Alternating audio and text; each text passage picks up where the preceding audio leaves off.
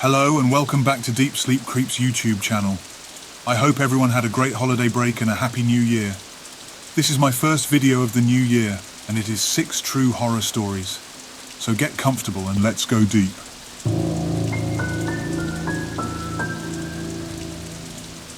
Back in 2019 I was leaving from a buddy's house to head home. He lived on a lake in a county well known for its high crime rate. I was a good 20 miles away, so I decided to take the back roads to save time and avoid traffic.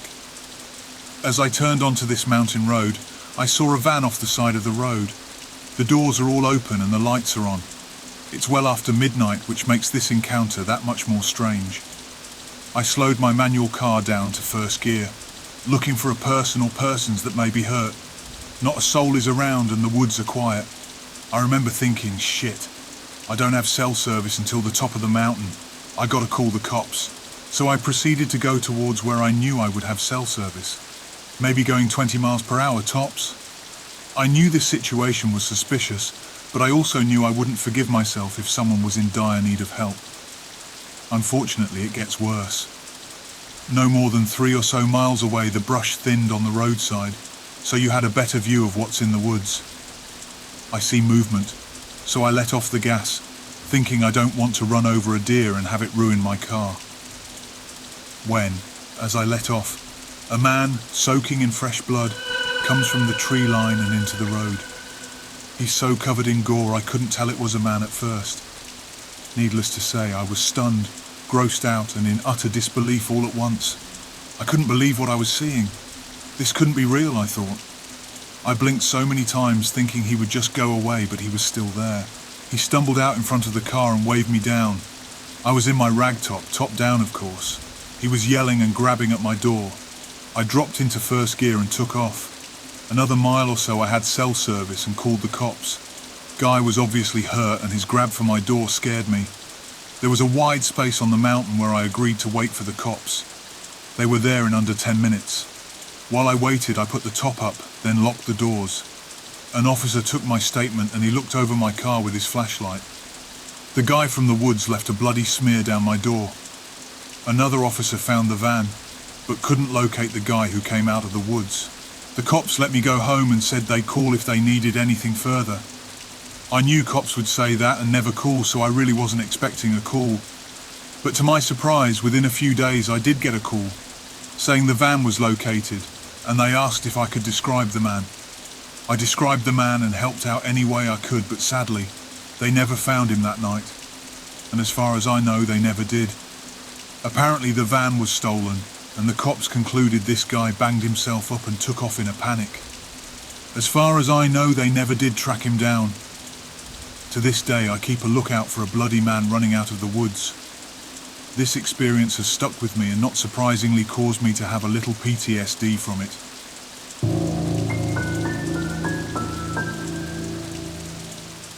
I don't know if anyone will believe me or not, but this weird encounter has been on my mind ever since it happened. I'm a respiratory therapist that works at a local hospital. I was on my way to work, about less than a mile away from my occupation, when the car in front of me quickly merged into one of the emergency lanes as if something sudden had just happened. Then he just sat there.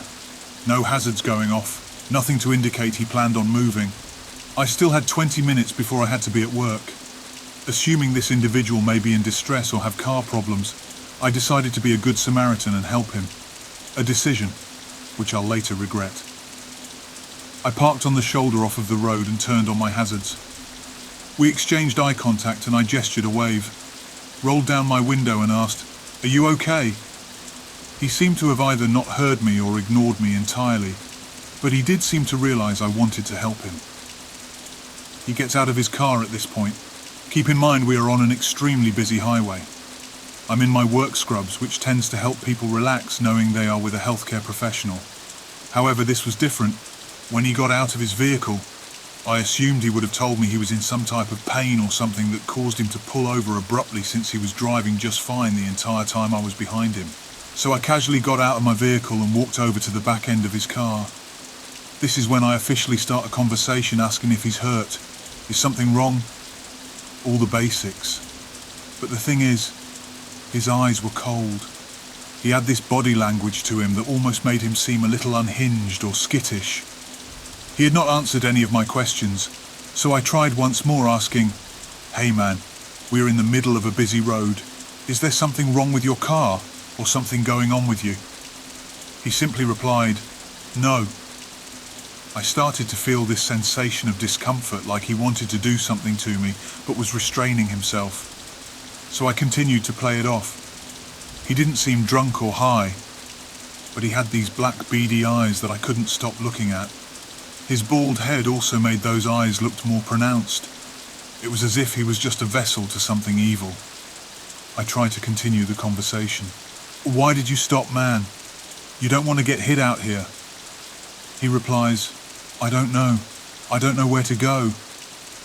I didn't know what he meant by this, so I questioned him further by saying, "Do you know what city you're in right now? If you're lost, I can tell you where the nearest highway is." His reply was a little chilling as he more so whispered, "No, not here, not now." I was now confused. He didn't know where he was but felt this urge to get out of the area as quickly as possible. So I asked, "Well, what direction are you wanting to go?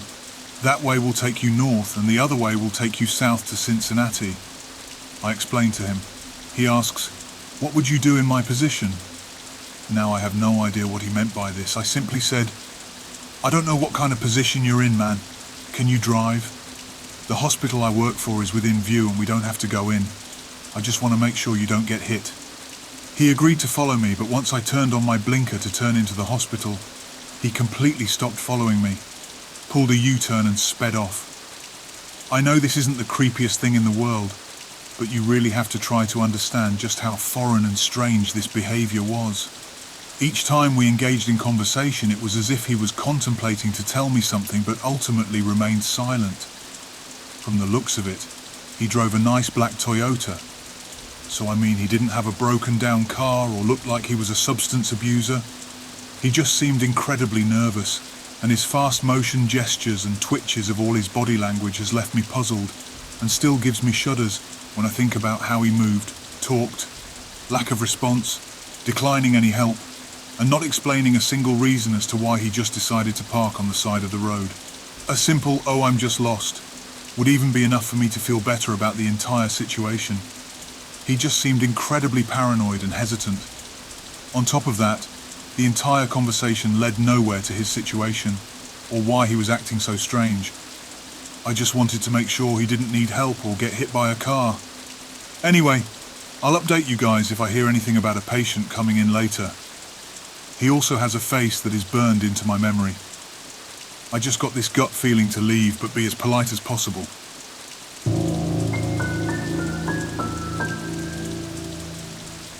I'll try my best to recall this story that just popped into my memory randomly. This would have been in the late 90s in Connecticut, maybe about 1998.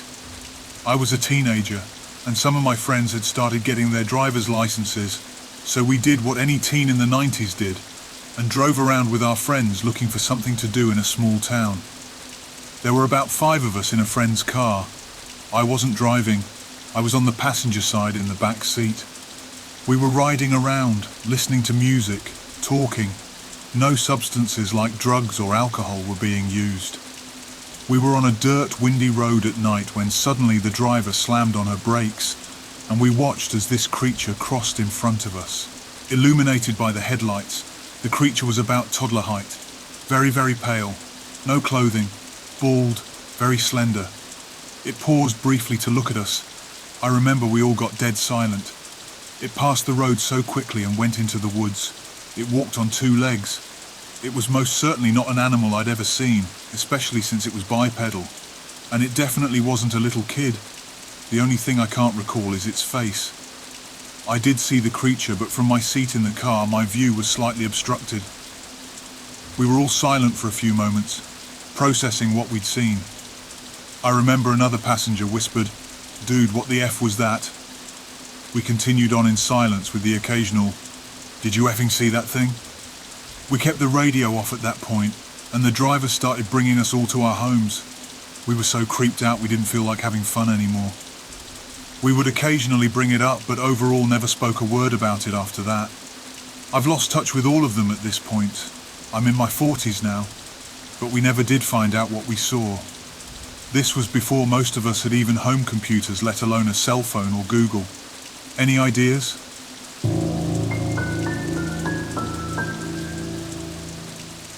I don't even know where to begin, but I'm going to try to make this as organised as possible. This started last January, right after the New Year.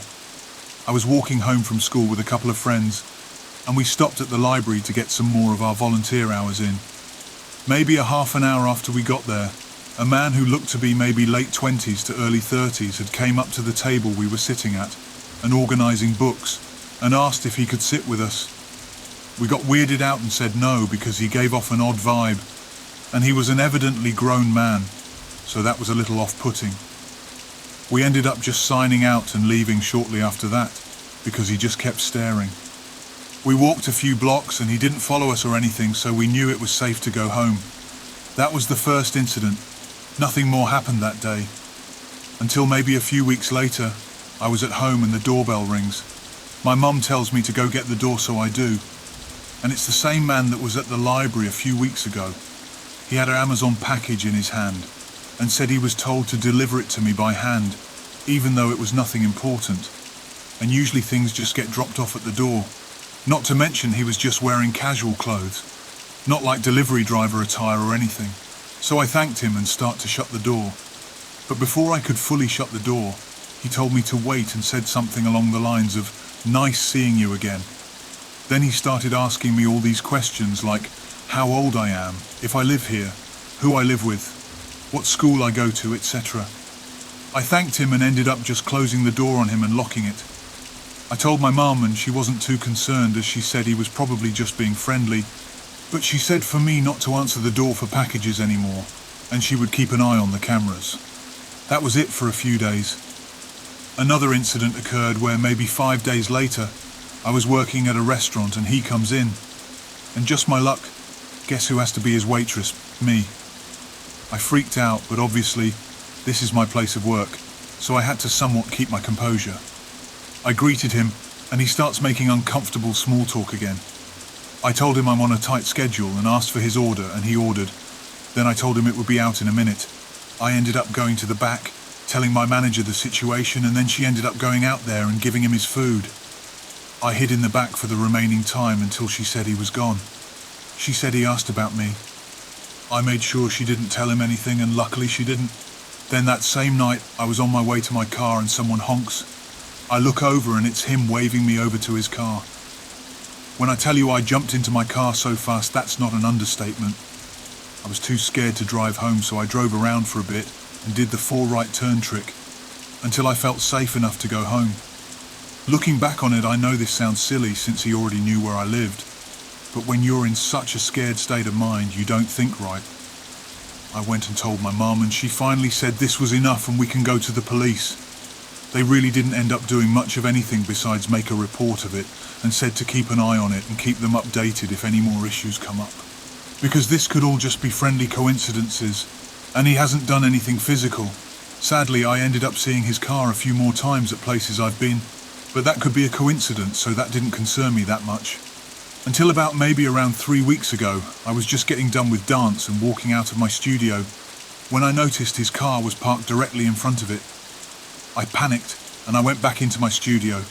Considering I was just right outside, I quickly locked the door on my way in. I told my dance teacher about it, and she gave me a ride home that night. We went to the police and they documented it again and told me to call them next time if he returns. Finally, about 2 days after the dance incident, I ran into him again in the Target parking lot. He just happened to be there at the same time. I got in my car before we could even really make eye contact. But this time, instead of driving home, I drove to my boyfriend's who knew about the situation, and I stayed at his house for most of that night. Then he drove me home, because I was too scared to drive home alone that late at night. I told my mum, and she said that we really couldn't do anything about it since I was at Target, and it was a public area that a lot of people go to, so he could easily argue he was getting groceries and ran into you. She said to try to ignore it and bought me some pepper spray. Luckily, I really haven't seen him face to face since then. I've seen his car around, but I hoped he finally got bored of following me around. That was my creepy stalker experience that I'm still to this day having issues with. I hope it'll be over soon.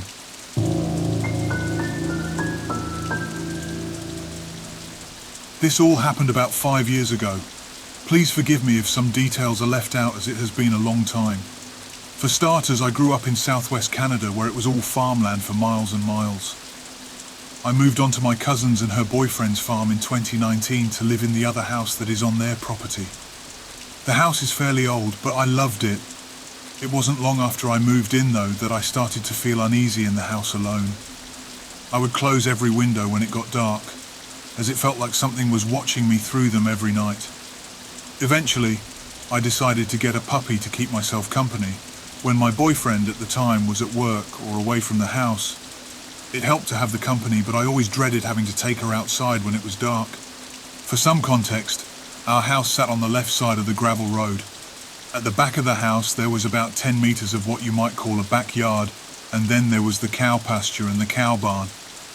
We didn't own cows, but in the summer another farmer would rent our space, and so we would have them on the property. It wasn't uncommon at night to hear coyotes surrounding the farm either, and there were tons. Every so often when I'd go out with my puppy, we'd hear them all around us, too close for comfort. We had a farm dog too, who would keep the coyotes away for the most part, as she was huge, but every so often she'd wander elsewhere on the property to scout, and the coyotes would get a little too close for comfort. They always tried to lure my puppy out to them, but luckily I kept her leashed. Now, one thing you should know about my pup is that it takes her forever to find a spot to go potty.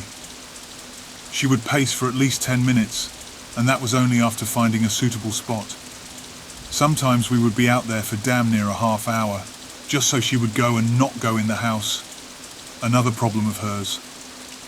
On this particular night, it was raining pretty heavily. I was not happy to be out there, and she had decided that she wasn't going to go until she found her perfect spot. We'd already been out for 15 minutes, and at this point she was also getting frustrated with the rain and wanted to go inside, but I wanted her to go before we went in, since we'd already been out there for so long. So, as any annoyed puppy mother would do, I started getting a little frustrated and would repeat "go, go potty" every time she'd get distracted from her objective. It was dark, I was cold and annoyed, and to make matters worse, the cows behind us were fussing fairly loudly. This was out of the ordinary for them, as they were usually quiet and sleeping at this time of night. I was also hearing what sounded like a strange bird whistling, but shook it off as probably being an owl. I tried to keep it off my mind as I kept shouting and pleading "go" through the rain to my puppy. I was facing away from the barn, and suddenly in my left ear I heard it. Go. Now, one thing you should know about me is I have a very strong flight response, but this froze me on the spot, as I was mostly confused at what I'd just heard. I tried telling myself I didn't hear it. I tried telling myself that it was just a moo from a cow that I heard wrong. But again, as if spoken directly behind me, I heard it again. Go, go. It sounded unnatural. It was as if it came from someone who had never spoken a word before. A raspy, deep monotone, go. It almost sounded like it was coming out of an old radio, but of course there were no radios out there. Every time it said it, it sounded the exact same as the first time it was said. And whatever it was had started repeating it as if it had been taught this new word. At this point I spun around to the barn and found nothing there. Then again from behind me, go! This had all happened in the span of about 3 seconds, and at this point I remember shouting out loud, "All right, we'll go!" as I picked up my little fur ball and made a mad dash for my front door. I swiftly locked both doors behind me and sat bewildered in my kitchen. My puppy went back to playing immediately, obviously unbothered by it all, and the happy mum wasn't making her stay out in the rain any longer. I picked up my phone and called my cousin, asking her if her boyfriend had been out in the field with the cows. He usually comes out to maintain the farm, but usually not at night. She said no, and that he's playing games with his buddies online. Apparently she can see his Discord status as active, indicating that he was online playing games, and I explained to her what had just happened to me. She sent her boyfriend over to the barn to check it out, but soon after told me he hadn't seen or heard anything. He said he'd check the barn again in the morning. I spent my night hiding from the windows, with the lights and TV on loud enough to not hear anything outside. The next morning, when my cousin's boyfriend checked on the barn, he found 2 cows dead. He explains that the colossal cow panic that had ensued the night before. I regret this, but I didn't push for more information as I honestly just didn't want to know. But they told me other than that, they didn't find anything out of the ordinary. A few months later, I moved off the farm. I couldn't be in that house alone anymore, and my boyfriend and I had parted ways. A few months after that, I started going to therapy for the paranoia this had caused me. I started feeling like people were watching me and were out to get me. Another few months after that, I moved out of the province for good and I finally felt safe. I'm wondering if any of you here have any idea what the hell this would have been. There's no chance there would have been someone in our field as we were fairly far away from town and neighbours, and we have cameras that would have seen anyone enter our property. Coyotes are common, but I don't think they are capable of mimicking words. Any ideas?